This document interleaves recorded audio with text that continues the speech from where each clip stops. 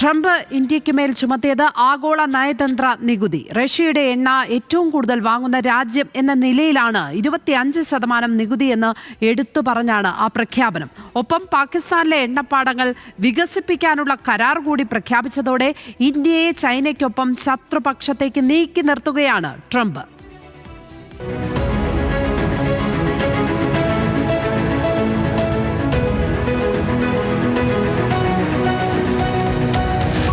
Donald ട്രംപിന്റെ തീരുവ പ്രഖ്യാപനത്തിലെ ഏറ്റവും ശ്രദ്ധേയമായ വരി ഇതാണ്: ഇന്ത്യ എക്കാലവും ആയുധങ്ങളും യുദ്ധോപകരണങ്ങളും വാങ്ങുന്നത് റഷ്യയിൽ നിന്നാണ്.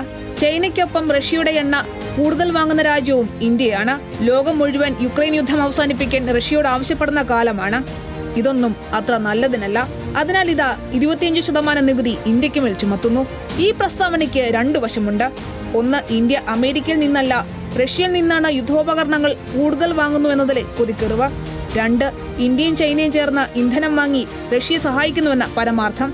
ഈ രണ്ട് കാരണങ്ങളാൽ ചുമത്തിയിരിക്കുന്ന 25% നികുതി ഇന്ത്യക്ക് ഇരിപ്പതാണ്. 0 മുതൽ 3% വരെ മാത്രമുണ്ടായിരുന്ന നികുതിയാണ് ഒറ്റയടിക്ക് 25% ഇന്തോനേഷ്യ, വിയറ്റ്നാം തുടങ്ങിയ രാജ്യങ്ങളുടെ ഉൽപ്പന്നങ്ങൾ ഇതോടെ അമേരിക്കയിൽ ആധിപത്യം നേടും. ഇന്ത്യയുടെ വസ്ത്രം മുതൽ ഭക്ഷ്യോൽപ്പന്നങ്ങൾ വരെയുള്ള കയറ്റുമതിയെ ഇത് ദോഷകരമായി ബാധിക്കുകയും ചെയ്യും.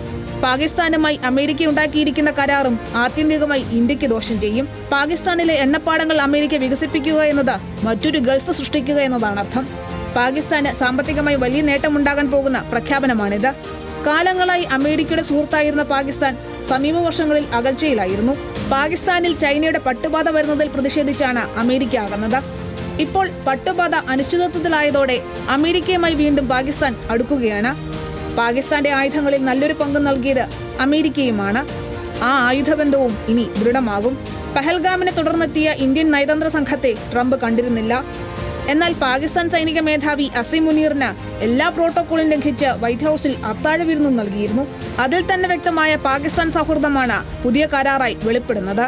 International desk, news Malayalam.